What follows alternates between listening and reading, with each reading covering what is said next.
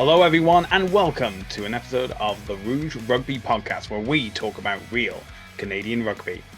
I'm the Spider-Man of Earth B63, Stu Hardy, joined as always by the Spider-Man of Earth 416, Derek Brissett. Derek, how you been? I've been great. I feel like so people understand this joke, me and Stu spent our entire pre-recording chat talking about the cinematic masterpiece that is Spider-Man Across the Spider-Verse. And yeah, a lot of multiversal stuff. Did you say Earth 416? What would a Toronto-based Spider-Man? Is that what we're going for? Yeah, I think so. I think that's appropriate. I was gonna say, what would Toronto-based Spider-Man have? We got like a blue and white costume, little. Yeah, I think blue and white, a bit of red. So yeah, more of the blue than the red. Yeah. Red will be reserved for like Maple Leafs and stuff like that. All his quips end with buddy or a or something. Is that what else are we? All the quips end with that. Yeah. Enjoys. Well, I mean, I can't. I wanted to say something. I don't want to spoil it. You can't. I will say that there is a character, a cameo in the background of like Spider Canuck. There is, yeah. Spider Canuck is a female hockey player in the film. But yeah, no spoilers. That's the best part of the movie, in all honesty, is all the deep cut Marvel lore. If you are a huge Marvel fan, you get significantly rewarded just by like the chuckles of looking at the background for a lot of it. It's an incredible movie. We should go check it out. Everybody should go check it out. It's an incredible movie. It almost makes me want to do this entire podcast breaking down Across the Spider-Verse. But unfortunately, this isn't a Marvel podcast, a movie podcast, or anything that's relatively related to Across the Spider-Verse. And also the film's just come out, so we can't really spoil it for anyone. I think the only thing we can spoil is the result from York Lions Stadium this Saturday. Yeah, welcome across the Arrowverse, if you will. We'll go. You know what? There is a multiversal scenario where the Arrows are the best team in Major League Rugby right now. So perhaps we should break down an Earth 416 Arrows game instead. No, we have to talk about 616 Arrows game did not go well.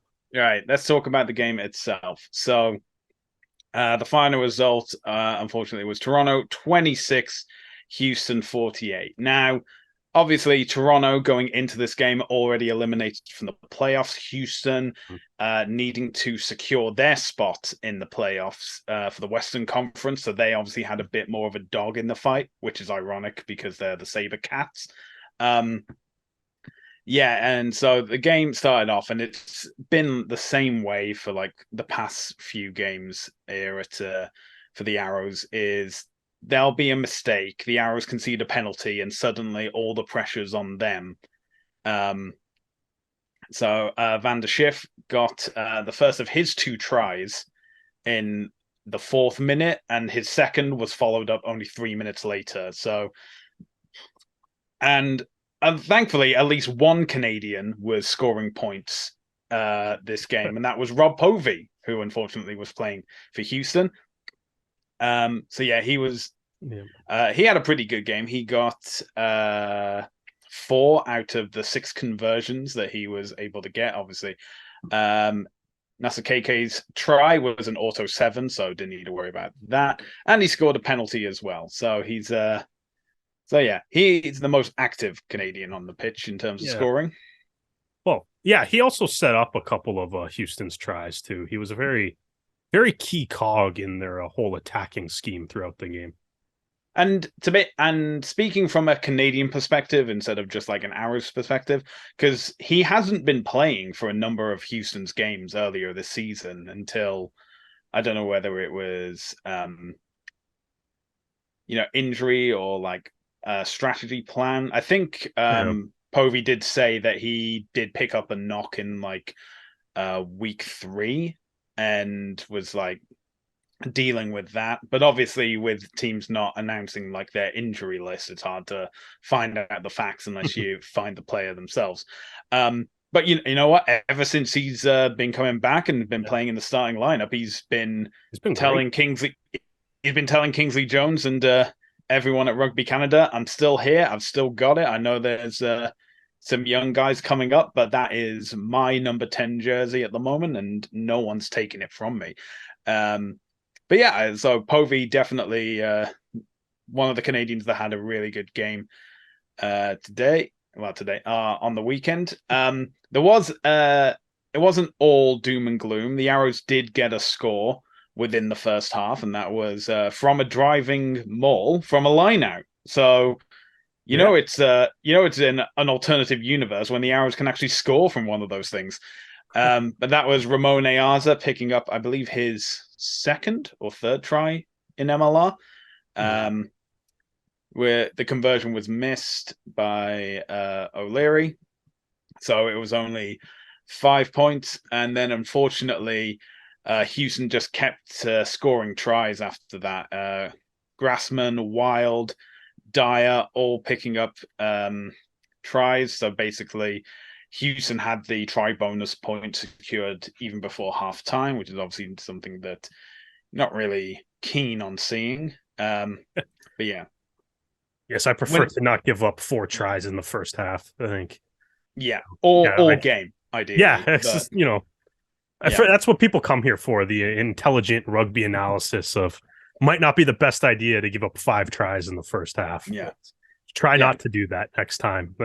Score tries. Don't let the opposition score tries. I mean, we got this coaching stuff down. Yeah, I know. I don't understand how we should coach. We should be coaching Dallas or something. Yeah, absolutely. Chicago, maybe. Dallas or Chicago. Well, I hear there's a space with the Miami Sharks. We'll go down. Oh, yeah, there we go, Miami. We'll lift the shield and we'll be back next year to see how it goes. Al Pacino, we're coming for your job, coaching the Miami Sharks. Anyway, then in the second half, it was, it seemed to be more of the same. Taufete was able to get the first score, and I think that just knocked any momentum that the Arrows were hoping to get. But then at about the 50-minute mark, Owen Rattan scored his first MLR try. And fortunately, O'Leary was able to get this conversion. But I think it was also a case of Rattan wanted to be like, you know what? A lot of guys can get their first try in their debut season. I'm going to get my first 2 tries in this match. And so about 10 minutes or so later, he picked up his second try. And then Nasa KK scored in the 70th minute, just to remind the Arrows that Houston were still there and were still able to score in these situations before the game finally closed with a... basically Nasa KK came from hero to villain as he picked up a yellow card, and that gave the Arrows a man advantage to get Jack McRogers powering over to score the try, Peter Nelson getting the conversion, and basically that's where the scoring ended, because that was in the 79th minute. The final scores, as we said, Toronto 26, Houston 48. As in overall positives, you can see the Arrows obviously coming from so far down to get a try bonus point. Yeah. But again, ultimately, as we said, the defense was lacking for this entire game up until the 50th minute mark. And I mean, conceding 2 converted tries within the space of the opening 10 minutes is going to set the tone for the entire game. And yeah, that was bad. Yeah, and congratulations to Rattan for getting his debut try or tries, and good work of the team to get 4 and get a try bonus point. I mean, at this point, it doesn't really make a difference when it comes. Yeah, the bonus point doesn't really. So I can understand as well as you're saying we don't need to. We're not making the playoffs. At this point, I think the Arrows are confirmed to finish bottom of the East, even if they were to get bonus point wins in their final 2 games. Yeah. So, from there, you can say from like their perspective is like, you know what, we'll just try out new things, see what works, try out new player combinations, see what we can do. I mean, obviously injuries the determining factor in who's able to play and stuff, Yeah. but if you can say like, oh yeah, you know, if we get you know, a couple try bonus points or even losing bonus points and the Jackals don't get anything, then we can go ahead of them. And so we'll be a little bit, you know, it'll be Miami, Chicago, Dallas, then Toronto for the draft. I mean, But yeah, as it's it for a game that ultimately doesn't mean much beyond pride for to the Toronto. Arrows. Meant a lot for. That's the thing, right? It's like you say, like it meant a lot for Houston, Yeah, and I think this game, especially the opening 10 minutes, it looked like it meant a lot for Houston. Yeah. Because obviously Houston, we talked with Robbie Povey after the match. That post-match interview is up on rougerugby.com, our YouTube channel. I tweeted it. It's wherever you can want to find it, you'll be able to find it there. And when we were talking with Robbie Povey, you know, one of the things we were talking about was how the Houston SaberCats have basically been playing playoff rugby for the past month. Yeah. Like they've essentially, because of how tight the West is, they're in must-win games. Like they can't lose. They can't. Utah can't lose either. They did lose this week.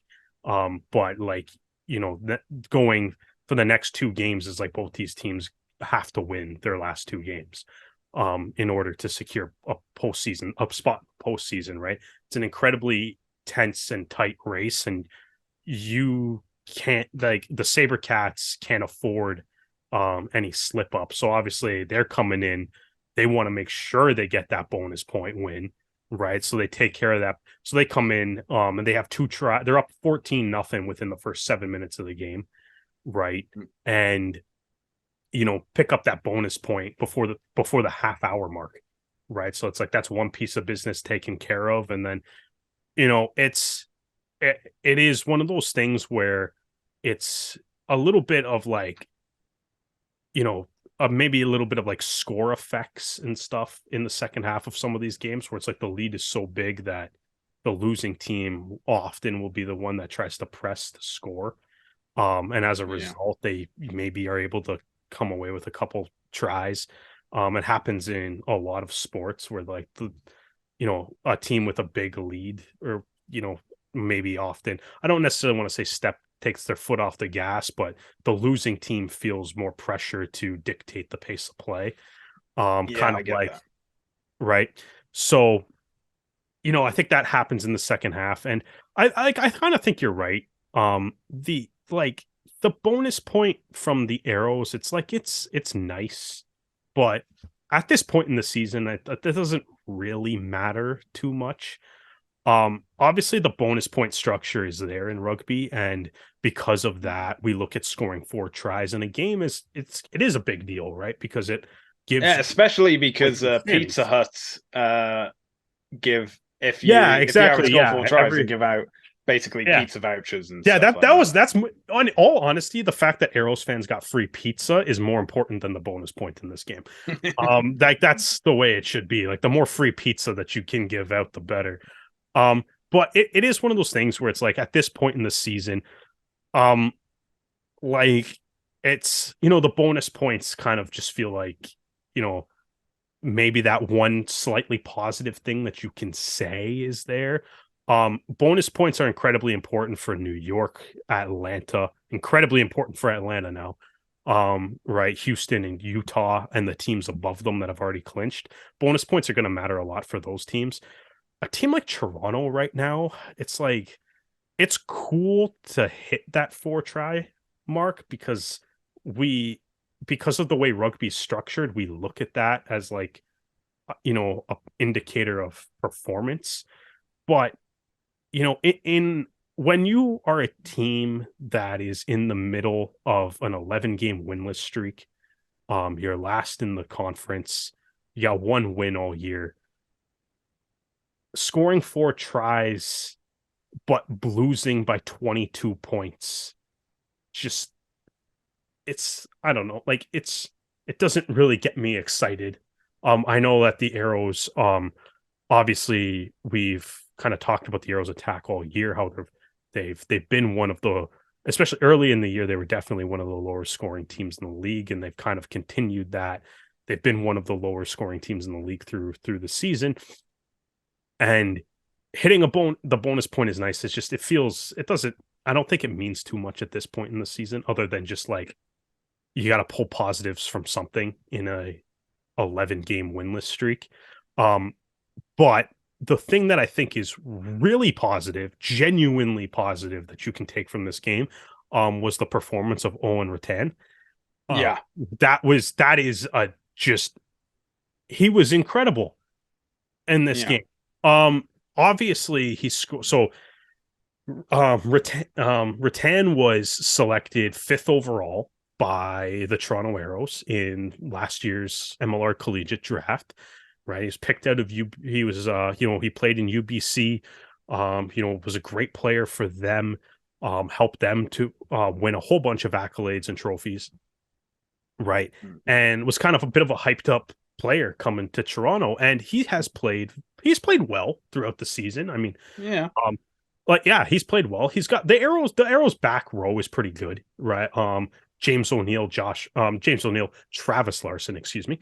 Lucas Rumball, like, if healthy, Corey Thomas is there too, right? yeah, Right. So it's like he's often coming off the bench, or maybe not in the game, but like often coming off the bench, and he's done well. But this game, this was easily his best game that he's played all year, and it's something that Arrows fans, I think, going look into the future, can genuinely be excited about. Obviously, he scored the 2 tries, but if you look at the stats summary provided by the Toronto Arrows on their website, torontoarrows.com, it's like Rattan led the team in tackles with 11. yeah, He came on in the 47th minute.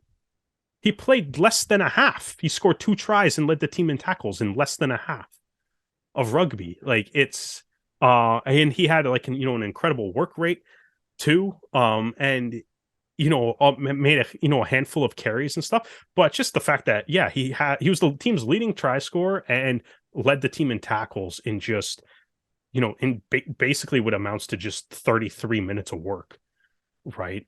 In the second half, it was a big reason that the Arrows had some of that success that they did in the second half, and I think that's something that his performance in this game, I think, is genuinely something that Arrows fans can be really excited about, because that's obviously great for the Arrows, but also great for Rugby Canada to see a guy like Rattan going through the U Sports, or the university system here, getting drafted in the MLR and succeeding for the Arrows. And this was definitely his best game, or his best half. And you were talking about how there's only a couple games left, so maybe it's time to we can experiment a little bit. Tim Matthews is going to have to figure out who he wants around next year. And Rattan's making a great case that he should be a key part of this team going forward, and he made a great case for that in this game. yeah, absolutely. I mean, yeah, especially with results this big, or the divide this big, it can sometimes be hard to find like the positives for games. But yeah, Owen Rattan has been fantastic when he's been available this season. Ross Brody, Brilliant. still on track to be the best Arrows player this season. Larson has been phenomenal. Tassie and Larson, since they've come back from injury, have been fantastic. Larson has been great. The Arrows website has Larson at 26 breakdown arrivals, or attacking breakdown arrivals, which is pretty damn impressive. So like he maybe has been arguably the best Arrow since he's returned from his injury. And he was incredible. Tassie too. Tassie just seems to do everything. Carries, tackles, is always carries, tackles. He's having an impact on the play. Like, it seems like every phase he makes an impact on something. And that's like, I hope he's back next year, because he's been incredible all year. The other thing, like, I mean, I know, I just kind of made that speech about the bonus point. Not really. I don't think the bonus point means much at this point. But they did score 4 tries, so 2 of them are from Rattan, but the other 2 are also kind of positive in the sense that hey, they punched over some lineout mauls, right? Arza and Jack McRogers each picking up a try, right? So that's Yeah, McRogers' first try of the year after leading the team in tries last year too. yeah, Um, so it's like the set piece, did look a little bit better. Um, and the set piece looked a little bit better. They had a bit of luck in the scrum too. It was they gave it was a pretty good matchup with Houston, and Rattan had a brilliant performance. So there is some positives to pull out of this game, but at the same time, it's like too little, too late. yeah, it's like you can pull the positives out, and but it's like it's one of those things that it's like this is another game though where it feels like it's like okay, you can like pick those positives, and I'm sure like Pete Smith and the coaching staff are going to do that, but at the end of the day too, it's also kind of like it's a pro sports is a bit of a results based business, and you lost by 22 again, Yeah, right? Like this game wasn't close, and like I said, I think a big factor in that is probably that this game meant a lot to the Houston SaberCats, and they played like this game meant a lot to them. mm-hmm. And like they came out the gates guns blazing. The arrows could never recover. Like it's tough. Like we've said, like the throughout the whole season, right? It's tough to win rugby games when you don't play 80 minutes, right? Yeah, And the arrows didn't show up until this game was already 14-0, yeah, right? And then that's kind of been like a thing. It's like the arrows can have a really good 60 minutes, but it's the 20 minutes that they kind of disappear for that swings the game in favor of the opposition. It seems to be a thing normally, and for this one, it was just straight out the gate. Houston was foot to the floor, um, right, like the whole game, and yeah. that was the kind of the result. Um, like I said, it's nice to see some of the things that we've been complaining about go away, but also Mm-hmm. there's a lot of things that we have been complaining about all year that were still present in this game. Yeah, And at the end of the day, it's another huge loss, and they haven't won since week 3, which required Sam Malcolm to put in the most impressive individual performance in the history of Major League Rugby. yeah, Been a tough year. yeah. That's one way of putting it. Anyway, the senior Arrows weren't the only team performing this weekend. We also had the Arrows Academy. Now, in the week prior, they'd had a scrimmage with Canada U20s. And the thing is, a lot of the Arrows Academy players are also part of Canada U20s as well. And when we spoke with Corey Hector, he was pretty much sat slap bang halfway looking at both teams because he's effectively responsible for both teams at Get this point, the and it's two-face outfit on. It's half and half. yeah, one half of the scarf's blue, the other half red. Yeah. And yeah, so we're told it's a scrimmage of 3 20-minute playing sessions, so there wasn't an actual score that was recorded, but I'm sure the players know what the final result was. But Toronto then went to Rugby Quebec in Laval. They went to Laval to play their return fixture against Rugby Quebec, and there wasn't really any way to like watch this game.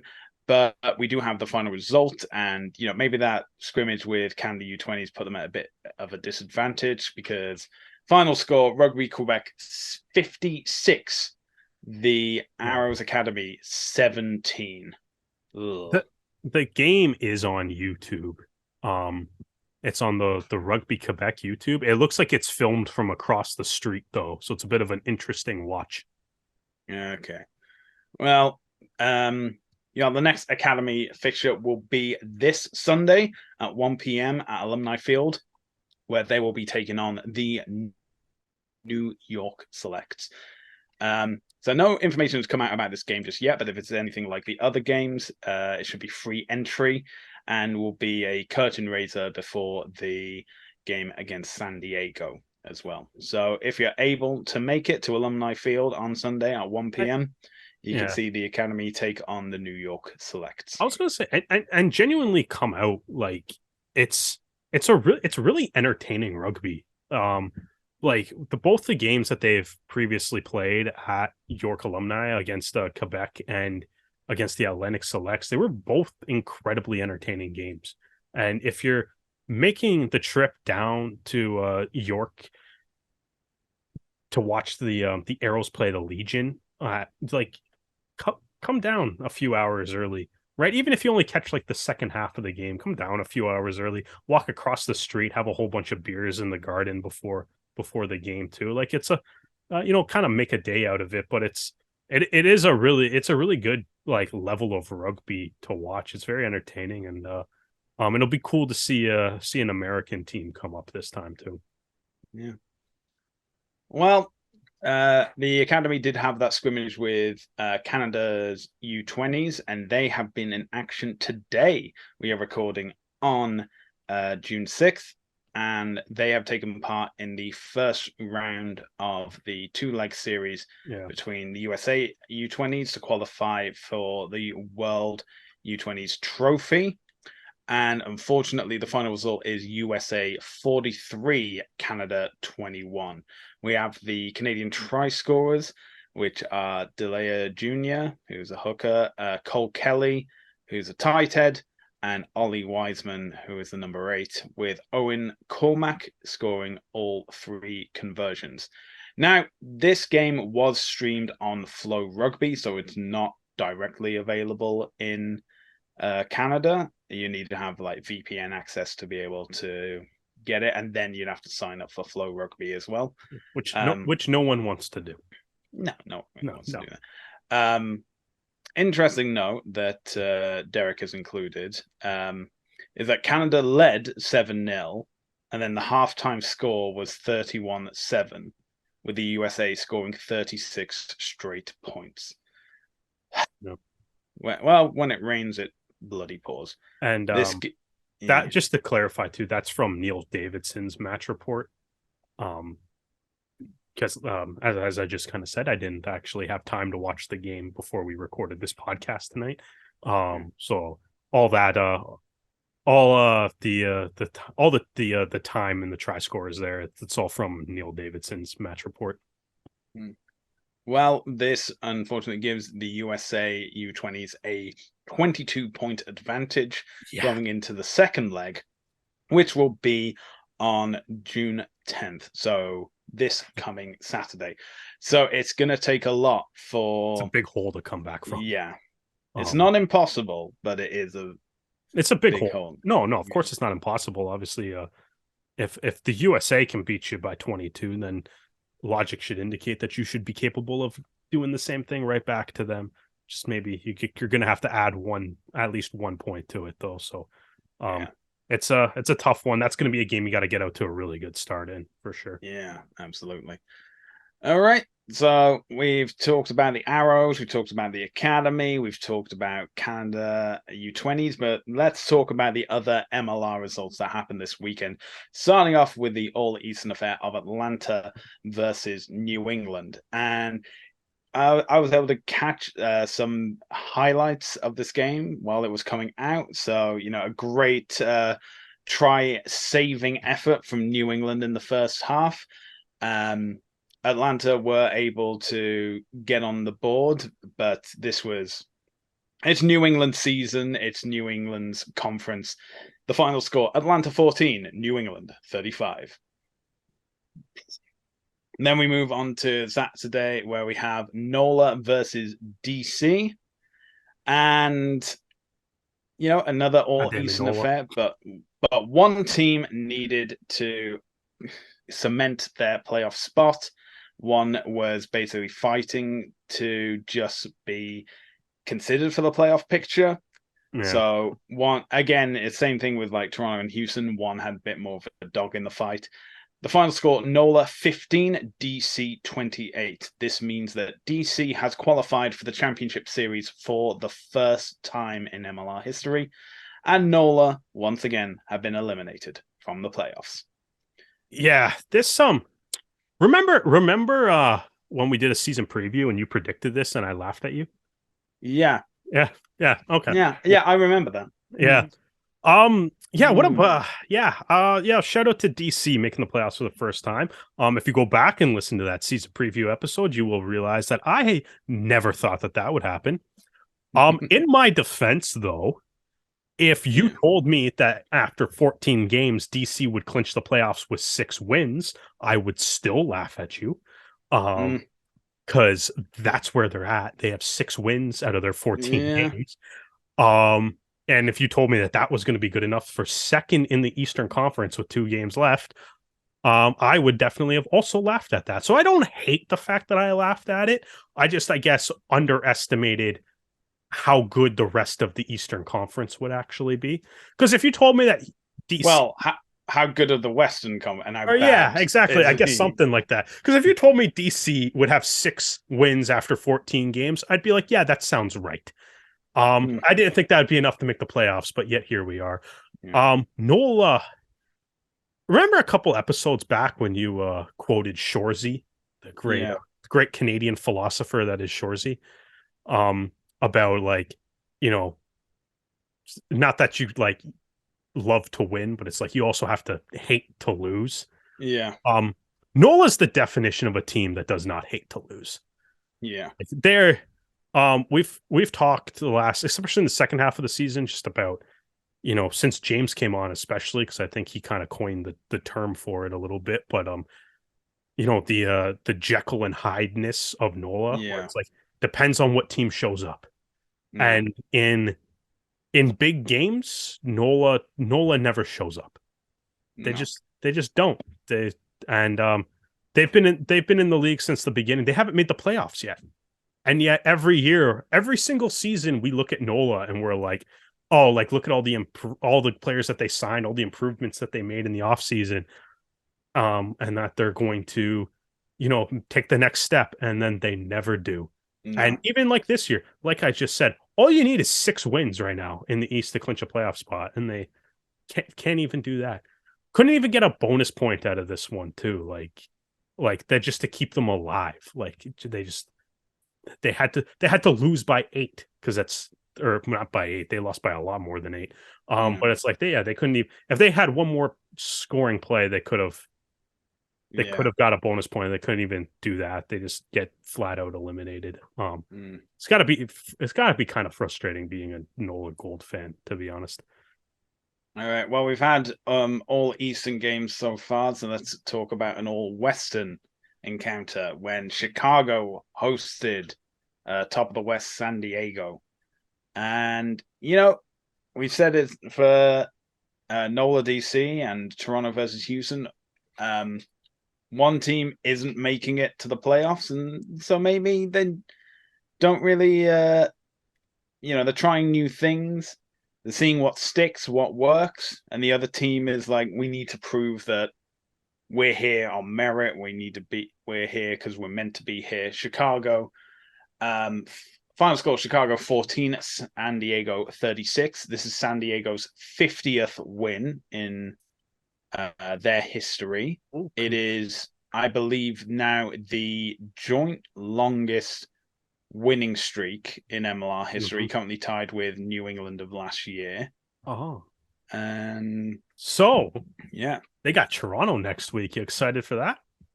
Well, if you remember last year, it was Toronto that ended New England's winning streak. I know, 2022. Right? So San Diego better be careful next week, man. It's Toronto's been known to end some historic streaks. Yeah. Okay, now we have the second of our interconference battles, which was New York hosting Dallas. And I, in my predictions, had said, I don't know are Dallas going to be able to, pull off another upset? Dude, they were looking And really good for the first 5 minutes of this game. yeah, it was It just looked the great. other 75 minutes. Yeah, that proved to be problematic. But yeah, they scored right Yeah. away. Yeah. Right away. Yeah. The Walt Cotsey, did you see And that again, it seems crisp to be, line out throw? That to set yeah. for that try? Beautiful. And then it went Yeah. downhill from there.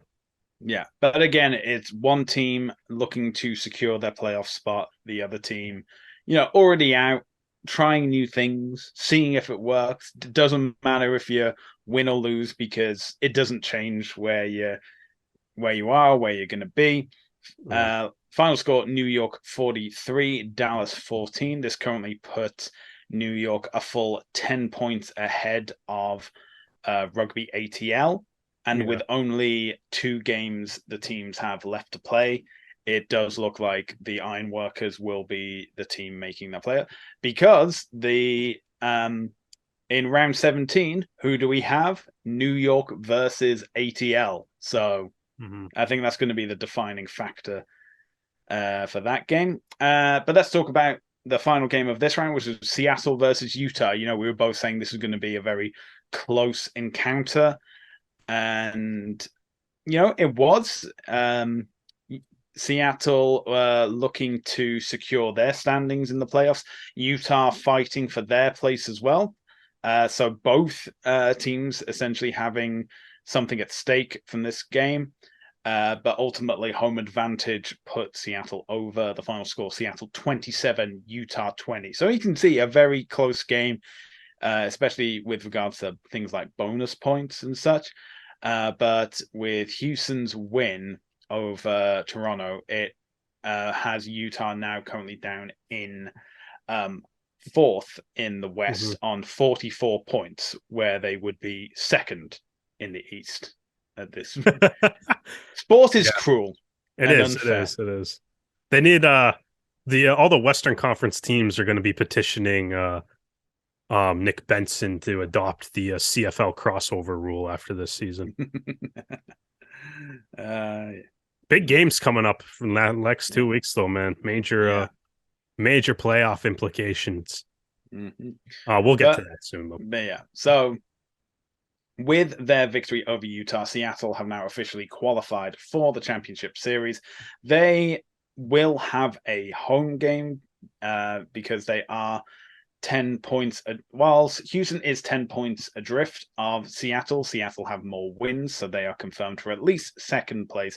They are 6 points adrift of San Diego, so it would need to be a case of Seattle being able to secure that difference. But if San Diego even gets 1 win, or that'll effectively secure them as having the conference final in the West. But that will all be decided next week. Now, something's come out in The Guardian recently, and you may have been seeing on social media, including Twitter and Instagram, the hashtag Rugby Union Now.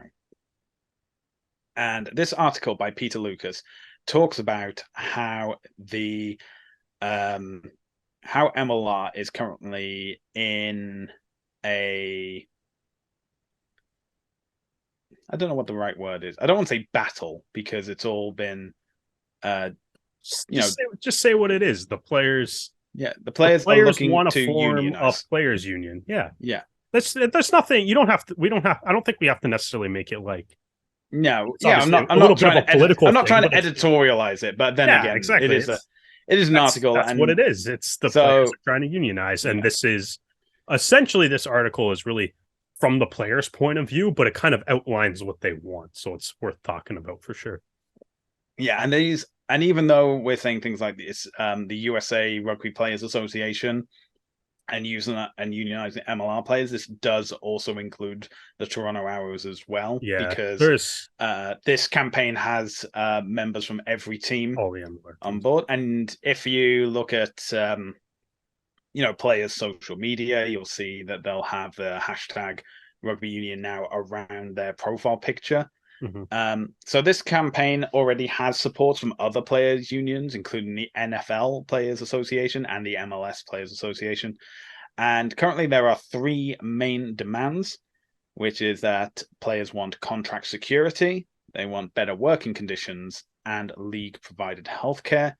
And the US Rugby Players Association has asked for voluntary recognition, which is also what they asked from the US, from USA Rugby.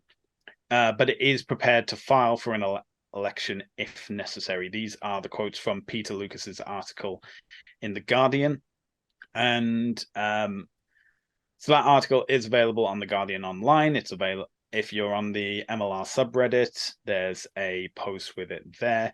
And it has quotes from players including Mark O'Keefe and Nick Savetta, who is the head of the US Rugby Players Association.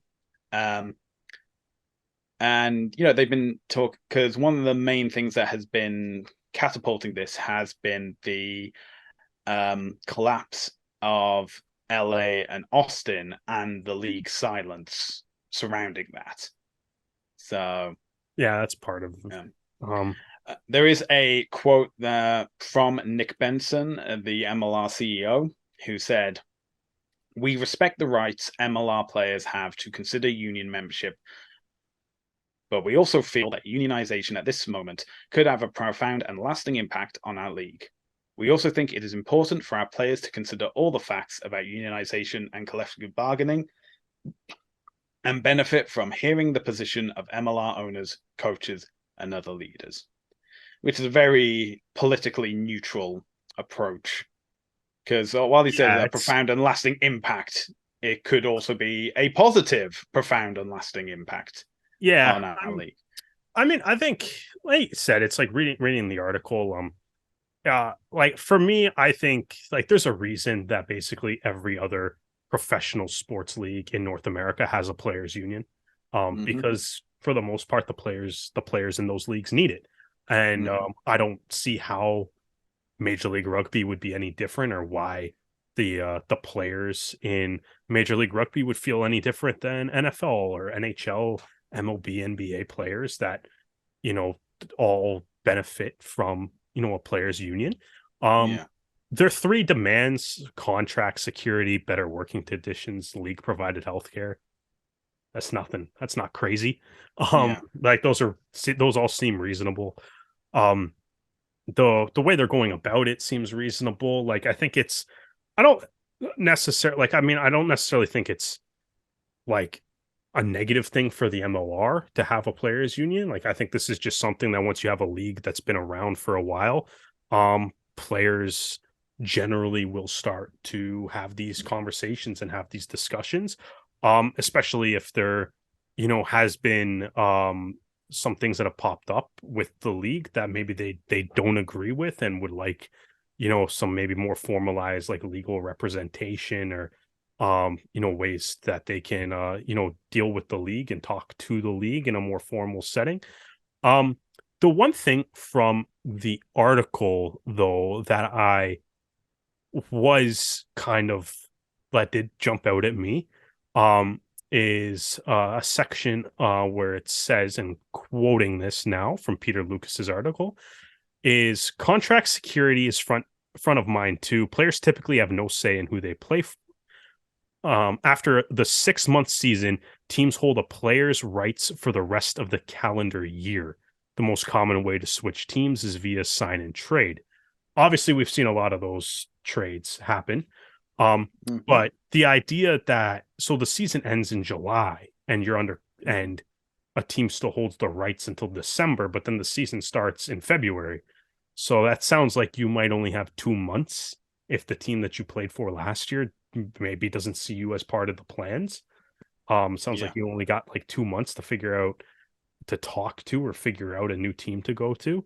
The thing that I do find interesting with that though is that sounds not quite as extreme, but it does sound kind of similar to the reserve clause that was in baseball, which basically became the mission of the newly formed MLBPA in the 70s to get rid of. And they eventually did get rid of that. And that so the reserve clause said that you had the other team, the team that you signed a contract with, owned your rights for the next year as well, which ultimately just kind of kept guys in like a cycle of like you were on the same team for your whole career. which obviously limits negotiating power and whatnot.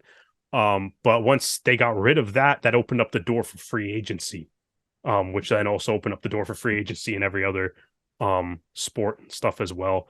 And I'm pretty confident that every athlete on the planet loves free agency. So I like if that's something that the players are concerned with, I totally see why they would want to, form this union. And Yeah. like I said, I hope, in all honesty, I hope the owners kind of recognize it and recognize too that if like this doesn't have to be like the NHL where you guys are like constantly fighting and like locking out every 5 years. Um, Yeah. right. Like you can hopefully like, take the steps, build like a nice relationship where everybody works together. Um, like I said, it's like it's a little different because obviously they're not making the money that they do in other sports and stuff. Um, saying like even from that point of view, it's like saying the players have no say in who they play for. And it's like a lot like, players in other sports leagues get traded without their like knowledge or permission all the time and they just have to, suck it up like if unless you have that no trade clause or something like players in Yeah. the NHL they get traded, you might not like it, but you got traded, right? Like Yeah. and it is. So that's not super uncommon in other sports, but um It's when you get traded, you're yeah, still but it's like making the difference. more than enough money Yeah, exactly. to. But the difference being that if you're a Major League Baseball player and you get traded, but you're making $15 million a year, it's a little bit easier to stomach being traded than if you're an MLR player who just got traded and you now have to leave your other job that you have in the off season or find a new job in a new city or whatever, right? So bit of a different circumstances. But I hope the league, I hope it all works out well for everybody. I don't personally see this as a bad thing for the league. I see it as just like an evolution. Um, the players, at least what the players have presented as what they want in this article, nothing really seems crazy about it to me. So hopefully it all works out. Yeah, I'm hoping it works out too. I mean, so one quote that obviously sticks well is what's name? Chris Martina, who used to play for Austin, now plays for Chicago, that without the players there is no league. So it only makes sense that we have some input on how it develops. Because remember when the decision was made for LA and Austin to be removed from this Yeah, season, that there was no seems like player input whatsoever. that seems like a big like inciting incident for because I Yeah. honestly like I know that the USRPA has existed for some time, but I Mm. honestly don't really remember hearing anything about them until Yeah. last year after the disqualifications of LA and Austin. And then, the off season that followed was, I think, the first time that the USRPA was ever even on my radar. Yeah. So that's kind of seems to be like a big inciting incident for all this. But um Mm. yeah, but I mean like I mean good for the players for looking out for themselves and I hope they can come to a reasonable agreement with the owners and the league can continue. I think everybody ultimately wants the same thing, right? We all want to see rugby grow, Yeah. right? And we all want to see rugby grow, and we want to see rugby especially become a viable option for guys to choose playing professional rugby as a career path too, right? So Yeah. um, it's I don't think it's a bad thing for the league. I think it actually like I mean, provided it's handled properly on both sides, provided it's handled properly on both sides. Um, like I think it could be a good thing in the long run for the league. Yeah. At least I would hope it could be because it's had positive effects in other sports. In all Yeah. honesty, so Well, this there's we're hoping that the USRPA and MLR can agree to terms and that this union comes about as soon as possible. But until then, we have to make our predictions for the rest of this season, specifically round 17. And first up, we have Houston versus DC. Derek, who do you have? This will be held at a SaberCats Park, SaberCats Stadium, even. Man, I think I'm gonna stick with Houston. I think like they really need this game. It's gonna be at home, and they're definitely going to they need to basically win out the rest of their season, right? So they looked really good against Toronto. And talking to Robbie Povey is like they're already in that playoff mentality, right? So I think I've got to go with Houston. Plus, I mean, again, the West has been dismantling the East all year. So that is very accurate. But at the same thing, I don't think DC are completely, resting on their laurels or anything like that. I mean, they are currently only 1 point ahead of New York. They need to, if they want to secure that home playoff, they need to get their points where it's needed. Houston, it will be a case of if they get, okay, they're currently 4 points ahead. So yeah, they still need to get a win to secure their playoff spot. But I still think there's a bit of fight for Old Glory as well. So, and just to be different, I'm going to go with DC. Next up, we have the Eastern decider of making. This is an playoff. actual playoff game. This is basically a playoff game. Yeah. This is a playoff game, but this is the thing. If New York scores 4 tries, they're in the playoffs. That's it. Yeah. They can lose the game as long as they get one. Or you could lose by less than 7 too. Exactly. Yeah. You could lose 7-3 and be fine. Well, this is the same as back in 2021, where New York, I think it was the final game of the regular season. Yeah. And they were playing NOLA, and they just had to get a bonus point to secure it. And when that try bonus point was scored, like they were celebrating on the pitch already because it didn't matter what they did. I think it's so. In lieu of that understanding, I think New York will get the bonus point to get them through, but for ATL, they're basically in the position of they need to win. So I'm just going to say ATL. And there's always been this weird thing of whenever New York play ATL, it's always like a mismatch game. You always think one team's going to do really well, and then it's the other one. So I'm saying ATL to win.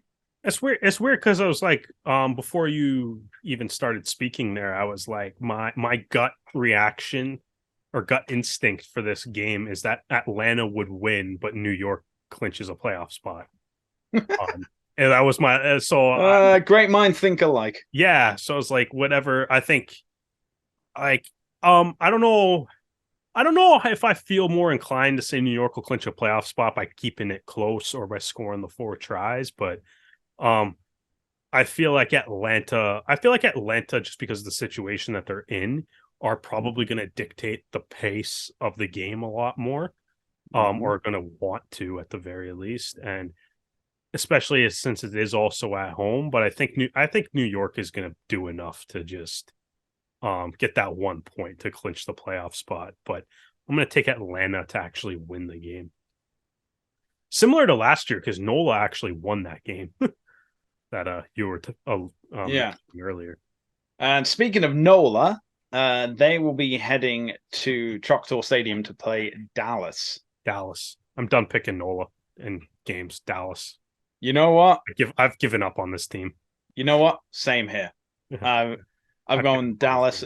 Both teams have been eliminated from playoff contention, but Dallas still seem to be like fighting for every. Dallas's 2 wins are against Eastern Conference teams too, so exactly. Let's go for a third one here. Okay, then we have Utah versus Chicago. Again, one team is in the playoff race, one team isn't, so I'll be going with Utah.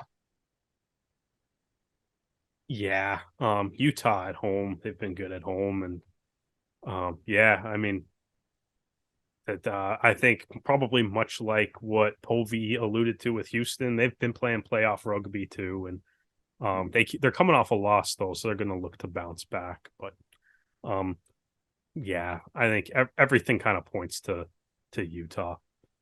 All right. Going to set up a wild final week, by the way. Yeah. Wild. Next up, we have Toronto versus San Diego. Yeah, this is going to be a very interesting game. I am very curious to see what lineup San Diego brings, because they play Seattle in the last week of the season. So do you bring the big guns and just take care of business this week, or do you rest some guys because it's against Toronto? But I am kind of thinking that San Diego is going to bring out. If I'm San Diego, I bring the full tilt roster and just lock up first in the West. That being said, Toronto's going to win the game. So no matter who they bring, Toronto wins this game. Okay, so I am going to pick San Diego because... I mean, why? Traitor. Traitor. One, because I'm pretty sure they're going to be picking... their full Canadian contingent, which includes seeing Michael Smith on the field again. Yeah. Which I think includes seeing him lose. Sorry, Mike, but includes seeing him lose. But also, I'm still behind you in our overall yearly predictions. So, and also, we've also picked the same 3 teams for the last 3 games.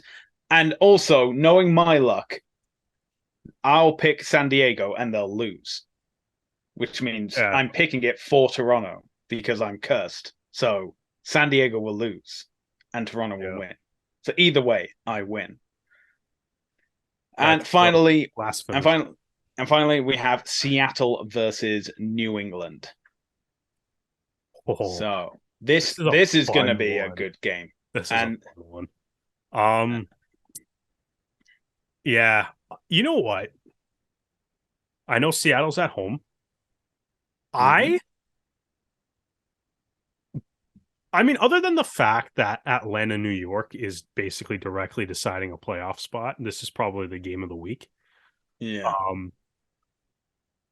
But I think I would like to back New England in this just because I think for them going into the playoffs, I want to see them send a message that they can hang with the best teams in the West because they've done nothing but destroy their own conference this year, right? They beat, as you mentioned, they beat Atlanta this past weekend, which means they're undefeated against the Eastern Conference.